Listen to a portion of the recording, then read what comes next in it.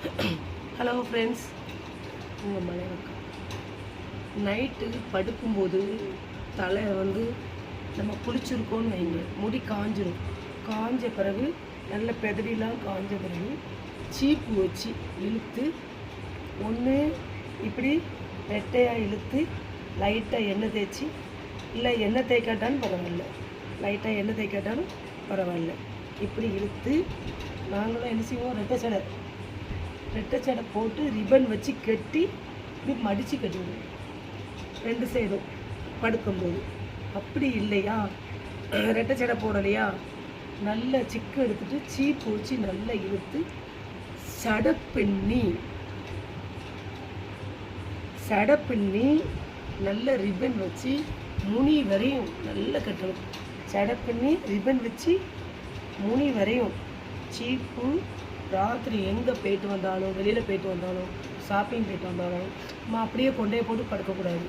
அந்த முடியெல்லாம் அப்படியே தலைமாட்டில் வச்சு அப்படியே நொறுங்கின மாதிரி, அப்படி தலை விரித்த மாதிரி, உதிர்ந்து போன மாதிரி முடிக்கு ஒரு சேஃப்டிக்கு இல்லாமல் இருக்கும். ஏதோ தலை விரித்து ஒரு கொண்டையை போட்டிருக்க மாதிரி இருக்கும். நல்லா படுக்கும் போது எல்லா வேலையும் முடித்து ஃபேஸ் வாஷ் பண்ணிவிட்டு தலையை நல்லா சிக்கு வச்சு இழுத்து எண்ணெய் தேய்க்காட்டாலும், சிலவங்க எண்ணெய் தேய்ச்சிட்டு படுக்க ஒரு மாதிரி நினைப்பாங்க. எண்ணெய் தேய்க்காட்டாலும் தலையை நல்லா சீவி நல்லா பின்னி நுனி வரையும் நல்லா பின்னி ரிப்பன் வச்சு கட்டி நீங்கள் மடித்து கட்டி பாருங்கள். எப்படி வளராத முடியும் அது ஒரு மாதம் தொடர்ந்து கட்டி பாருங்களேன்.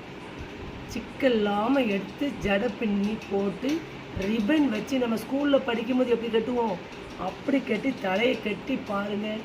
ஒரு மாதம் உங்களுக்கு முடி எப்படி வளருதுன்னு பாருங்களேன். அந்த கோர்வையான முடி நல்லா பின்னி மடித்து கட்டும் போது, சிக்கல் இல்லாமல் கட்டும் போது கண்டிப்பாக முடி நல்லா வளரும்.